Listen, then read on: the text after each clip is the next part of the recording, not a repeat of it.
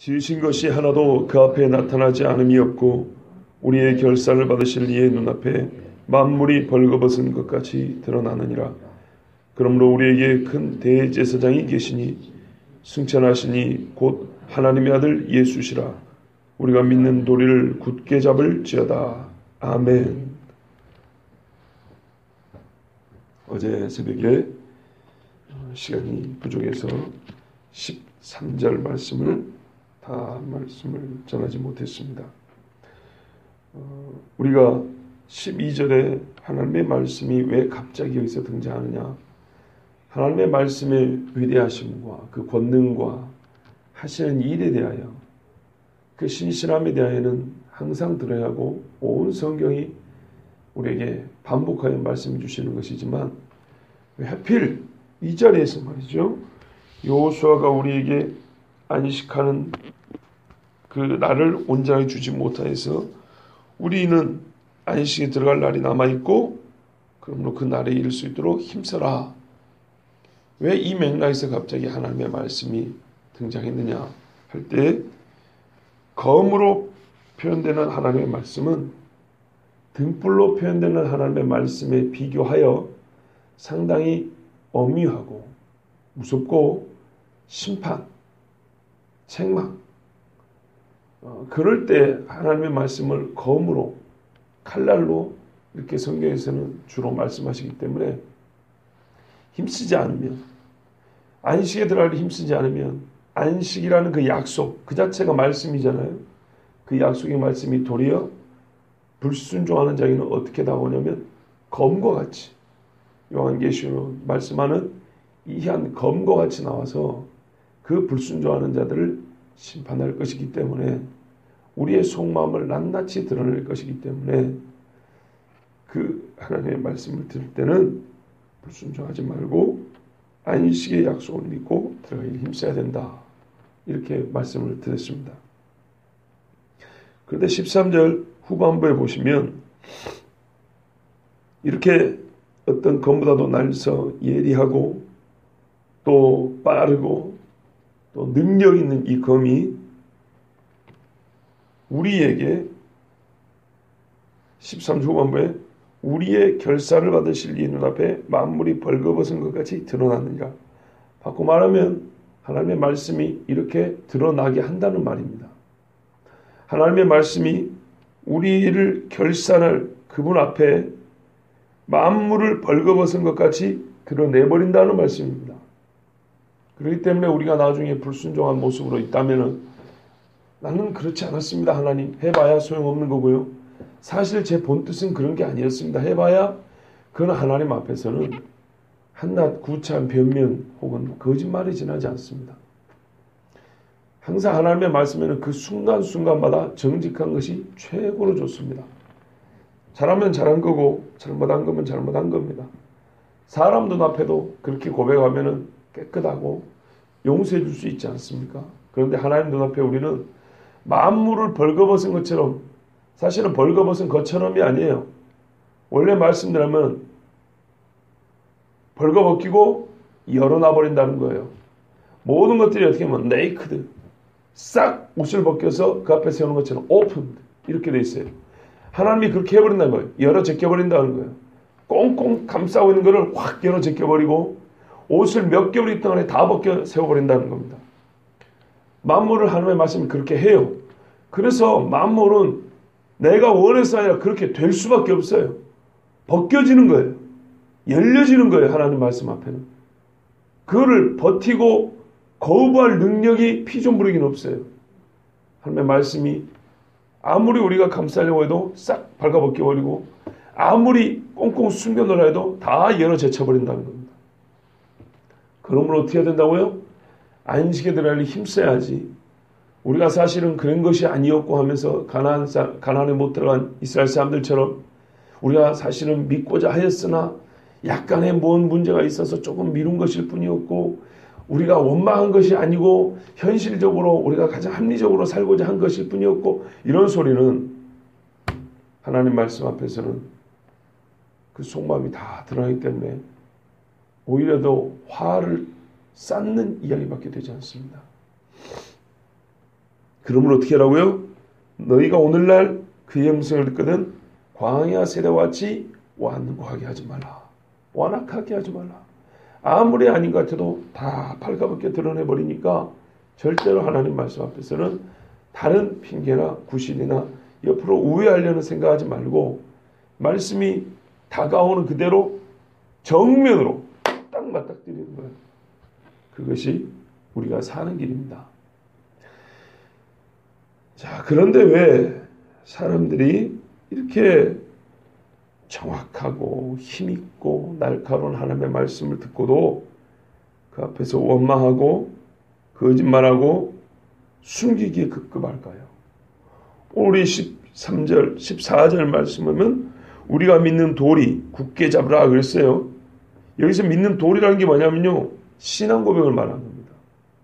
우리가 고백하는 이 신앙의 내용, 지금 우리 누구 이야기했죠? 하나님 아들 이야기했죠. 그죠?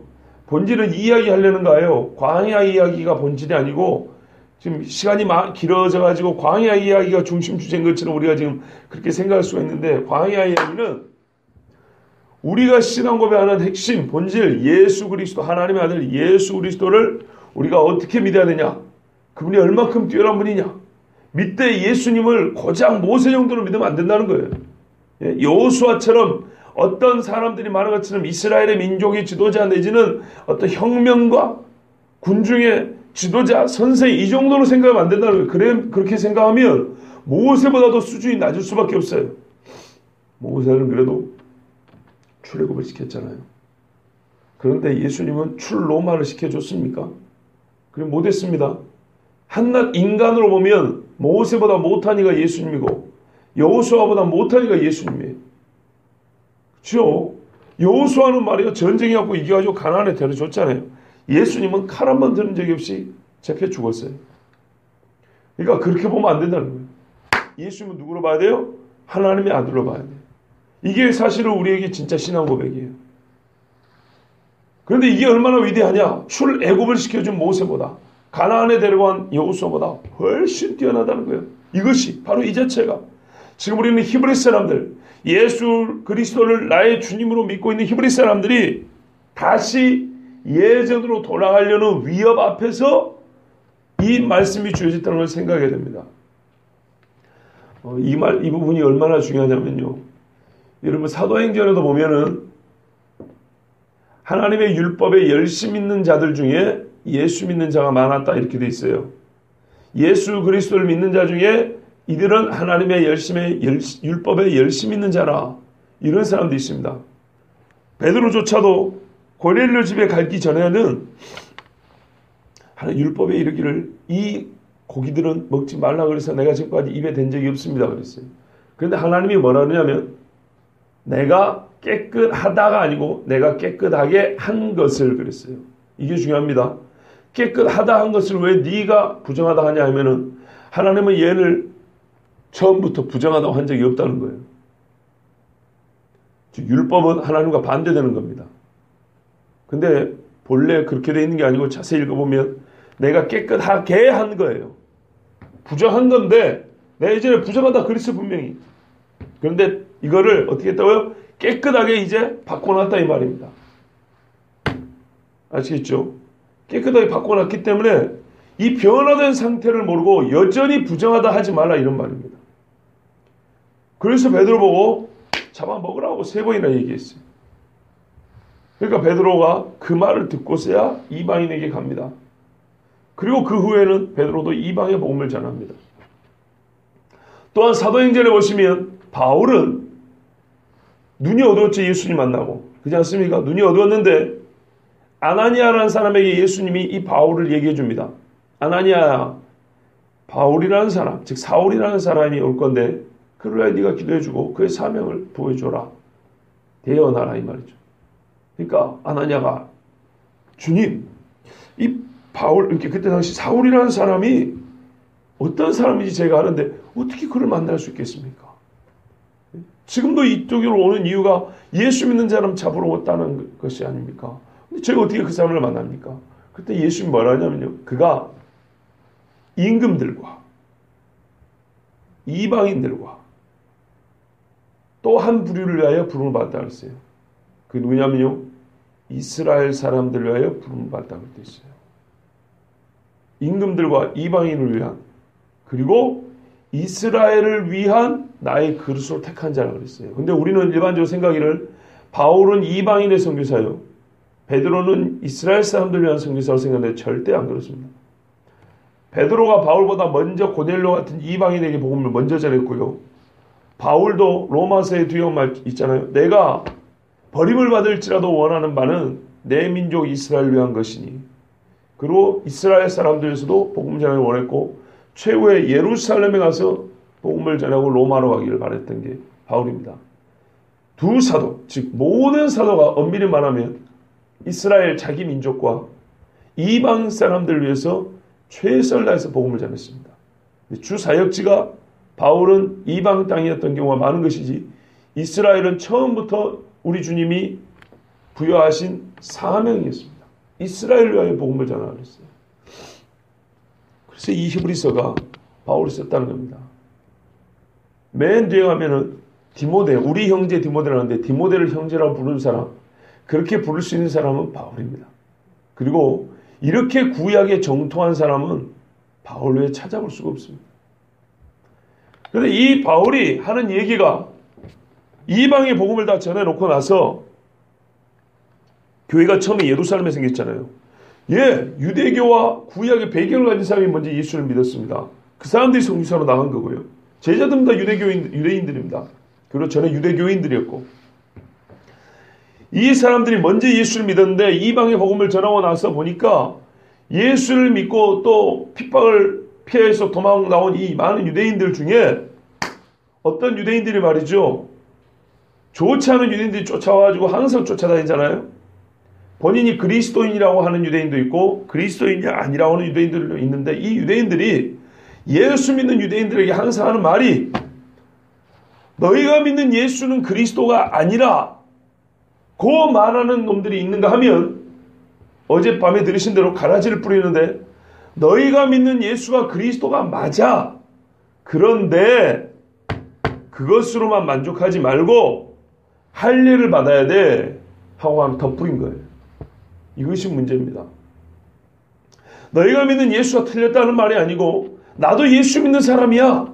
우리도 그런 경우 많죠. 세상에 가보면 나쁜 짓을 하면서 안심을 시켜주느라고 나도 교회 다니고 나도 예수 믿는 사람인데 괜찮아, 이런 식으로 말하는데요. 그건 자기 생각이죠. 꼭 그런 식이었어요. 너희가 예수 믿는 것을 방해하는 게 아니고 나도 예루살렘에서 온 교인이에요. 갈라디아 교인에게 하는 말이. 그런데 이 복음이란 게 말이죠, 원래 예수만 믿고 구원을 얻는 게 아니고 예수를 믿고 할례도 받아야 돼. 할례 안 받으면은 이거는 표를 못 받는 사람이야. 이거는 아니야. 그거는 80점밖에 안 돼. 이런 식으로 꼬드기고 이런 식으로 가라지를 뿌린 거예요. 전적인 반대가 아닙니다. 그런데 그것만 했더니 어떻게 돼요? 옛날 구약 시대로 돌아가 버려요. 그 한 가지만 가지고도. 예수 믿는 신앙 고백이 약해져 버려요.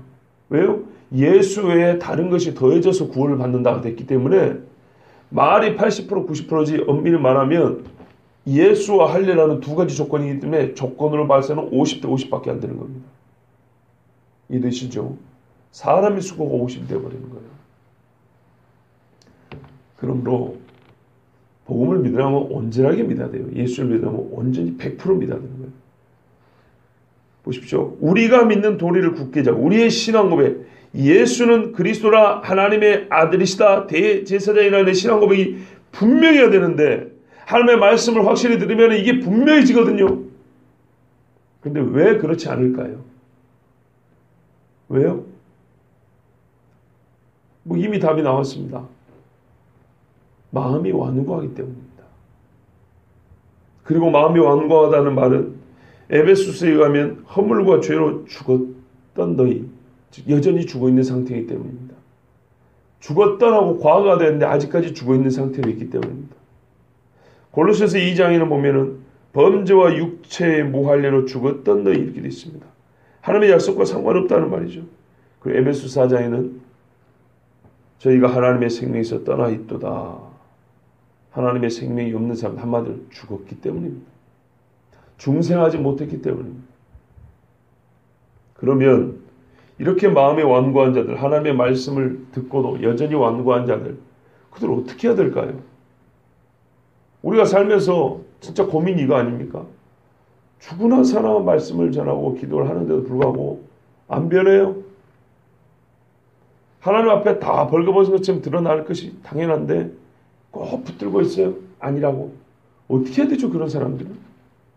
몽둥이로 패야 됩니까? 병원에 집어넣고 약물을 투여해야 됩니까? 제가 방법 하나 가르쳐 드릴게요. 유일한 방법. 정말 이거면 확실해요. 죽을 때까지 말씀을 또 전하면 돼요. 이것밖에 없습니다. 말씀이 답인데 이 말씀을 거부해요. 그럼 어떻게 해요? 심리학적인 조작에 기댈까요? 요즘에 목사님 그런 짓거리 많이 해요. 예? 마음 위로해주기 바빠요. 원래는 믿으라 그래야 되는데 믿지 않으니까 요즘에는 위로받으라로 메시지를 전해요. 위로는 다 받거든요. 이것이 말씀의 성공이라고 생각해요. 좀 천박하게 들릴지 모르지만 개똥 같은 소리입니다. 성경은 믿으라예요. 제일 중요한 거는 위로받았고 천국 가는 게 아니라니까요. 어제 그랬잖아요. 청교도 신학자 목사님 토마스 왓슨이 말했다고 세상의 그런 마음을 따뜻하게 하나 하나님의 말씀은 마음을 변화시킨다. 이게 400년 전 사람이 한 얘기입니다. 그때 당시에도 사람들이 뭘 좋아해요? 따뜻함을 좋아해요. 심리학적인 조작, 교회 성장과 부흥을 위한 어떤 테크닉이나 프로그램 막 그런 거 도입합니다. 해봐야 돈만 수천만 원 날리지 아무 소용없습니다. 왜요? 하나님의 말씀은 예수 그리스도를 하나님 아들로 믿으란 얘기지 교회 숫자 불리란 얘기가 아니에요. 우리가 말씀의 본질을 쫓아 이 말이에요. 그러면은 믿는 자가 늘어날 것이에요. 안 늘어나도 그것이 하나님 앞에 죄는 아니에요. 파수꾼은 외치라 그랬지 사람들을 어떻게 할까요? 100% 하나도 남김없이 다 눈뜨게 만들라고 그러진 않았어요. 외쳤는데 지가 자고 있느냐 아니면 눈을 뜨고 벌떡 일어났느냐는 그건 자기 책임이라고 했어요. 에스겔서 읽어보세요. 외치지 않으면 그 핏값을 너에게 찾는데 외쳤는데도 안 일어난 사람은 그 핏값을 자기에게 찬다고 그랬어요. 교회가 할 일은 그겁니다. 그래서 우리가 길 위에 소리잖아요. 외치라 이 말입니다. 외치지 않은 것은 우리의 죄입니다. 학교에서 선생님이 공부를 가르칩니다. 선생 노릇 어떻게 하지 제대로 한 건가요? 한 놈도 안 빼놓고 전부 다 100점 맞게 해야 됩니까? 한 놈도 안 빼놓고 전부 다 서울대 보내야 그 사람이 선생 노릇 똑바로 한 겁니까? 아니에요. 100점 못 맞은 건 내 새끼가 잘못한 거예요. 우리 집 애가 요즘에 별로 못 맞아와요. 저는 선생님한테 아무 불만이 없어요. 왜냐하면 그 중에 100점 맞은 애가 있을 거 아닙니까? 그러면 걔는 선생님한테 제대로 배웠다는 얘기고 못 받는 애는 내 애기가 잘못했다는 얘기예요. 성경은요. 믿으라 따르랍니다. 위로받으라. 그거는 있지만은 핵심은 아니에요. 믿게 되면 위로가 돼요. 믿게 되면 힘이 나요.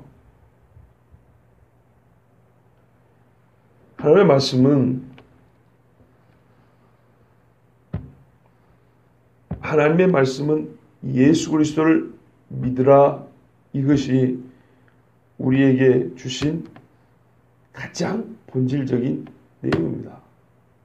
주장입니다. 예수는 그리스도라는 것이 성경의 최고의 주장입니다. 안 믿으면 어떻게 합니까? 믿을 때까지 안 믿고 죽더라도 그가 죽을 때까지 말씀을 또 전하고 또 전하는 것이 최고의 방법입니다. 여기 어머니들이 많이 계시는데 애들이 밥을 안 먹어요. 어떻게 해야 됩니까? 과자만 줄까요? 과자 안 먹는 아이니까 맨날 아이스크림 퍼먹일까요? 아니면 과일만 줄까요? 아니죠. 밥 먹어라, 먹어라, 먹어라. 계속 밥 먹어라. 똑같은 소리 합니다. 어느 때 철이 들면 애가 과자보다 밥이 중요하다는 거 알죠? 어느 때 철이 들면 과일이 맛이 좋아도 매 끼 식사를 똑바로 해야 과일도 몸에 가서 유익하다는 거 알지? 밥을 안 먹고 과일만 먹으면 이빨 썩고 몸이 약해진다는 것을 어느 정도 되면 때가 되면 알지요. 여러분 밥보다도 중요한 것이 하나님의 복음인데 사람이 떡으로만 살 것이 아니요 하나님의 입에서 나오는 모든 말씀으로 산다 그랬는데 떡이 필요 없다는 게 아니죠. 말씀을 믿는 자에게는 하나님이 떡도 줘요. 그런데 세상에는 요즘에 목회자들은 떡을 주려고 그런다니까요. 말씀을 주려고 안 그러고 누가 떡 달라고 여기 세워놨냐 이 말이에요. 떡은 회사에 가면 사장님이 주지.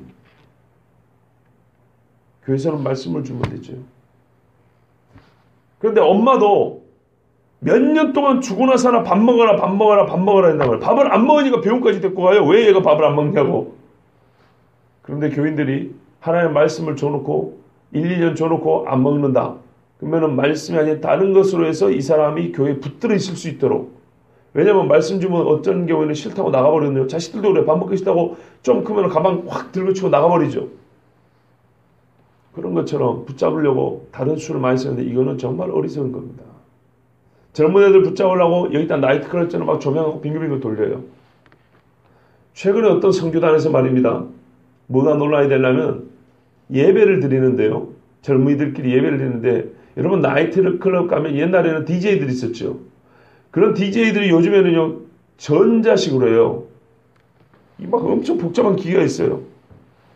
옛날에 레코드만 틀어주고 그 노래만 틀어주는데 요즘엔 그렇지 않고 야 복잡한데 이거를 조정하면은 뿌스뿌스뿌스뿌스 하는 막 기계 소리가 나요. 막 삐까삐까 깨깨 소리 나면서 막 그러면서 그것이 예배라고 했어요. 하나님 받으시겠어요? 근데 얘는 하나님 앞에 음악이 어떻게 쓰이는지도 몰라요. 그냥 하나님 앞에는 어떤 음악이든지 다 하나님 받으신다는 지만의 신앙을 갖고 있어요. 그러니까 이게 뭐가 문제냐는 거예요. 엉망진창이죠. 신앙 고백이 문제가 아니고 걔가 음악적인 재능이 있느냐가 문제예요. 그래가지고 교회에서 이 교회 음악 내지는 찬양을 인도할 수 있는 권한을 주고 좀 그래가지고 음악적 재능이 있다 싶으면 어떻게 하냐면 교회들의 연합과 선교당한테 이런 큰 모임에서 그런 사람들이 이제 어느 교회 대표가 이렇게 오면은 그 애들을 모아가지고 또 큰 찬양팀을 조직합니다. 그러니까 그런 어처구니 없는 일이 벌어지는 거예요. 신앙 고백을 확인 안 하니까 거기 그 사람의 인도를 따는 모든 예배자들은 전자음악에 삐직삐직 빠까빠까 하는 소리만 듣고 그것이 하나님을 찬양하고 방방 뛰고 난리를 친 거예요. 미친 짓이죠. 그리스도 예수가 누구냐에 대한 신앙 고백이 들어있는 찬송이어야 되는데 그것이 아니고 전자음에 그런 기계음에 좋다고 방방 뛴 거예요. 옛날에 나이트클럽에서 많이 해보던 짓인데 교회 와가지고 요즘에 좀 못해본 건데 교회에서 그걸 해주게 하니까 얼마나 좋아요? 누구 이름으로요? 예수 이름으로 해주니까. 예수 믿는 고백은 없는데 예수 이름으로 내가 놀고 싶어 교회에서 다 놀게 해줘요. 음악으로 놀게 해줘. 맨날 영화 틀어줘. 맨날 먹을 거 해줘. 누구 이름으로요? 예수 이름으로. 예수 이름으로 구원받을 소리는 이만큼 하고 예수 이름으로 즐기라. 예수 이름으로 놀아라. 예수 이름으로 누려라. 예수 이름으로 우리가 한번 화목해보자. 화목은 말이죠. 화목이죠. 돈 떨어지면 교회에서 절대 화목 안 돼요. 성경은 뭘 강조합니까? 우리가 믿는 돈을 굳게 잡을지어다. 잘 안 된다 그랬죠. 그러니까 그런 방법 없어요. 그러나 우리는 어떻게 해야 된다 그랬습니까? 끊임없이 하나님 말씀이에요. 끊임없이. 밥을 안 먹으면 끊임없이 밥 먹으라 하는 것처럼 끊임없이 운동을 안 하는 자에는 끊임없이 운동하라고 말하는 거고요. 공부를 안 하는 자에는 공부를 시키는 방법은 공부를 할 수 있도록 다른 놀이기구를 갖다 주는 게 아니라 책을 갖다 줘 읽혀주고 가르쳐줘야 되는 것처럼 성경에는 예수님을 말하는데 예수님을 거부한단 말이에요. 그러면 끊임없이 하나님의 말씀을 읽혀주고 들려주는 거예요. 이 방법밖에 없습니다. 그리고 우리는 기도해야 됩니다. 사람이 구하는 방법과 도구는 사람의 마음을 따뜻하고 또는 마비시킬 수 있어도 절대 변화시키지 못합니다. 악한 마귀와의 싸움입니다. 마귀가 사로잡고 있기 때문에 그게 안 되는 겁니다. 그런데 하나님의 말씀이 검이라 그러고 성령의 검, 하나님의 말씀 능력이라 하는데 이 말씀이 아니고 어떻게 그 마음을 헤집어 놓을 수 있고 그 마음을 돌이킬 수 있겠습니까? 정확히 그가 거부하는 그것이 최고의 무기입니다. 그래야 언제라도 우리의 신앙 고백과 동일하게 예수는 하나님의 아들이라고 고백할 수 있습니다. 바로 이런 말씀이기 때문에 우리에게는 안식을 약속받은 우리에게는 하나님의 말씀이 아주 강력한 검으로서 들려질 필요가 있고 알려져야 됩니다. 아, 하나님 말씀이 이렇구나 라는 걸 우리가 깨달아야 됩니다. 그런즉 14절에는 우리에게는 큰 대제사장이 있다고 그랬습니다. 여러분, 대제사장 자체가 크다는 건데 더 크대요. 최고의 영광과 존귀를 올려드리는 겁니다. 그런데 이 대제사장이 어떻게 됐냐? 승천하셨답니다. 이 땅에 예수님이 오셔가지고 육체로 하신 일의 마지막이 뭐라냐면 제가 승천이라고 그랬습니다. 예전에 그렇게 말씀을 드렸습니다. 예수님이 이 땅에 오셔가지고 우리 사람을 위해 하신 마지막 사건은, 마지막 사역은 승천입니다. 근데 왜 승천 이야기를 잘 안 하는 게 문제라고 그랬죠. 죽으시고 부활했고 이 땅에서 살아버렸으면 우리의 구원이 완전하지 못합니다. 죽으시고 부활하셔서 승천하셔서 본래 그 영광의 자리에 올라가셨기 때문에 우리로 하여금 그 자리로 데려갈 수도 있는 겁니다. 그런데 우리 예수님이 승천하시기까지 이 땅에서 얼마나 어려움이 많았습니까? 이 땅에서 사역하는 동안에 예수님을 막는 것들이 얼마나 많았냐고요.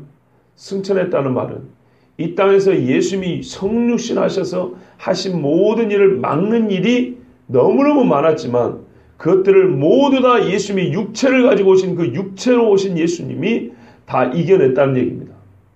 그러면은 모든 난관을 이겨내고 승천하시기까지 십자가 지시고 부활하시고 승천하시기까지 그 예수님이 다시 오시는 데 있어서 다시 오실 예수님을 막을 게 있을까요?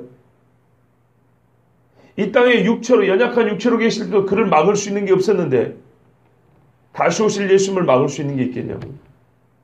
사람들이 간절히 기도한다고 예수님 안 오실까요? 예수님 3,000년 후에 오세요. 떼거지로 기도한다고 하나님이 3,000년 후에 오실까요? 절대 그렇지 않습니다. 주님이 정하신 때에 내려옵니다. 어떤 난관이나 어떤 불신이나 어떤 인간적인 방해와 회방이 있더라도 그거는 아무 힘을 미치지 못합니다. 예수님은 본인의 뜻과 때가 되면 다시 오십니다.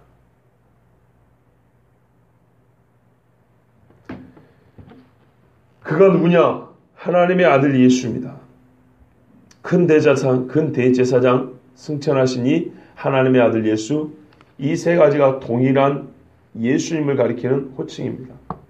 그런데 우리가 지금까지 반복해서 들은 말씀은 무엇인가요? 하나님의 아들 예수입니다. 그렇죠? 하나님의 아들 예수입니다. 사실 이게 전체 주제입니다. 근데 그 하나님의 아들 예수가 누구냐? 천사보다 뛰어나시니, 즉 하나님이란 얘기고, 모세보다 뛰어나시니, 즉 선지자 중에 선지자란 얘기고, 여호수아보다 뛰어나시니 역시 선지자보다 뛰어나시니라는 겁니다. 그런데 여기서 자연스럽게 어떻게 내려갑니까? 이렇게 돼야 되죠, 원래는. 그러므로 우리에게 선지자 중에 선지자가 계시니,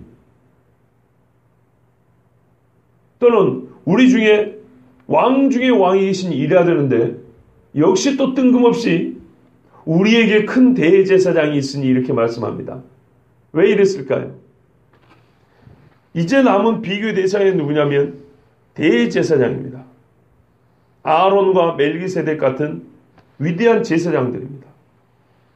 이 위대한 대제사장들이라 할지라도 예수님과 비교할 수 없다는 것을 자연스럽게 우리에게 말씀해 주기 위해서 이렇게 넘어가는 겁니다. 예수님이 모세와 아론과 비교가 됐기 때문에 선지자 중에 선지자가 계시니 이래야지 정상이고 어울리지만 그건 너무나 당연한 이야기고, 이제는 대제사장과 비교하여 우월한 예수님을 말씀해야 되기 때문에 선지자보다 뛰어난 것은 당연하고 이중적으로 대제사장보다 뛰어나다고 하면서 이거를 말을 줄여서 한꺼번에 대제사장보다 더 큰 제사장이 계시냐고 자연스럽게 넘어간 겁니다. 자, 그런데요, 다시 한번 말씀드리고 내일 또 14절 다시 한번 또 보겠습니다. 15절 이하. 여러분, 왜 예수님을 이렇게 대제사장하고도 비교를 할까요? 이것도 참 중요한 겁니다. 우리가 지금 보는 예수님의 비교 인물들은 세상의 위대한 영웅들이 아닙니다. 예수님의 알렉산더보다 위대하시니, 애굽의 바로보다 위대하시니 이렇지 않죠. 전부 다 성경의 인물들입니다. 성경에서 이미 하나님 앞에서 위대하다고 인정을 받은 사람들입니다. 세상이 아무리 유명해도 하나님 앞에 인정을 못 받은 사람은 진짜 훌륭한 사람이 아닙니다. 그러나 하나님 앞에 인정을 받은 이 훌륭한 사람들, 이스라엘 사람들이 자기의 지도자요, 하나님의 사람이라고 인정한 그들이라 할지라도 예수님에 비하면은 아무것도 아니라는 것이죠. 그런데 이 사람들이 왜 유대교로 돌아가려고 그래요? 왜 핍박에서 져요? 예수 그리스도의 신앙 고백이 약하고 모세에 대한 신앙 고백이 강하기 때문이에요. 좀 극단적으로 나누면은 유대인들이 뭐라 했습니까? 우리는 모세의 제자라고 그랬어요. 모세의 제자 갖고는 순교 못합니다. 모세의 제자 갖고는 구원 못 받습니다. 그런데 너희가 들은 복음에다가 할례를 둬야 된다니까. 절기를 지켜야 된다니까. 음식물을 가려야 된다니까. 이런 것들이 추가되는 것은 결국에는 뭐냐면 예수님의 교훈 위에다가 모세의 교훈을 쌓는 거죠. 모세 때문에 예수를 못 믿게 되는 겁니다. 원래 성경대로라면 모세 때문에 예수님을 더 믿어야 됩니다. 모세가 나를 가르쳐 증언했다 그랬기 때문에 모세 때문에 예수를 믿어야 되는데 악한 원수는 예수를 믿게 만들 수 있는 모세의 말을 오히려 거꾸로 뒤집어서 예수님을 못 믿게 하는 구실로 모세의 말을 써먹은 겁니다. 그래서 유대인들이 철저하게 의존하고 의지하고 위대하다고 하는 그 사람들을 예수님의 발밑에 다 엎드려 놓는 거예요. 그러면 어떻게 되죠? 그들의 말이나 행실은 예수님의 말씀과 예수님의 사역에 전부 다 밑에 들어가 있는 거예요. 그래서 절대로 옛 길로 돌아가지 말고 지금 듣고 있는 이 말씀을 듣고 우리의 믿는 고백, 신앙 고백 그것을 끝까지 붙들어라. 그러면 어떻게 된다고요? 광야 세대와 같지 않냐고 안식에 들어갈 수 있다는 말씀입니다. 그래서 오늘 이렇게 말씀 주셨습니다. 우리에게는 예수님은요 하나님의 아들이시고요 승천하신이고 대제사장인데 아론보다 멜기세덱보다 위대하신 큰 대제사장입니다. 이제 내일부터 큰 대제사장인 예수님 이야기 아무리 사람들이 거부해도 듣기 싫어해도 죽을 때까지 반복해서 들어야 우리가 구원 얻을 수 있는 그분 큰 대제사장이신 예수님 말씀 듣도록 하겠습니다. 여러분 모세가 예수님한테 비교가 안 됩니다. 우리가 믿는 고백은 뭐냐면요. 히브리서가 말하는군요. 예수님을 대제사장이요 승천하신 이 하나님의 아들로 믿으라는 말씀입니다. 여러분 다 믿으시기 바랍니다.